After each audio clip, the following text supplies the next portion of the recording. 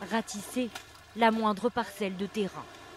Brigades cynophiles, pompiers, gendarmes, tous sont à pied d'œuvre pour retrouver les disparus, emportés par la brusque montée des eaux. Toute la zone est passée au peigne fin des berges à la rivière, un terrain abrupt, difficile. Il faut bien se dire que hier soir à cette heure-là, l'eau était à peu près un peu plus haut que là où vous êtes et qu'aujourd'hui elle a baissé de 2-3 mètres, 4 mètres et qu'évidemment les corps aussi ont pu partir un petit peu sur les berges. Donc on est obligé de chercher et fouiller. Après plusieurs heures de recherche, les plongeurs retrouvent ici le corps d'une des disparues, une mère de famille d'une quarantaine d'années, emportée par les flots avec sa fille. Le maire de la Londe-les-Morts est abasourdi.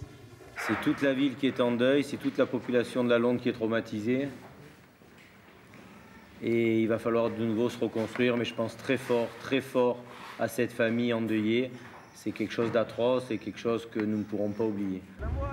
Dans toute la ville, les stigmates du violent épisode orageux. Partout dans les maisons, l'eau s'est infiltrée. L'heure est au déblayage. Ça a monté au moins jusqu'où là? Non, on voit lui. Ouais. Muriel Calmès, elle, a vu son jardin submergé par une vague de près d'1,50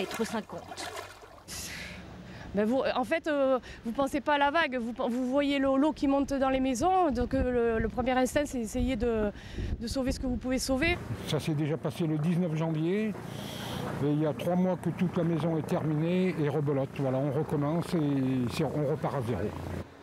Un ras-le-bol que partagent les habitants de la région, plusieurs fois touchés par les intempéries.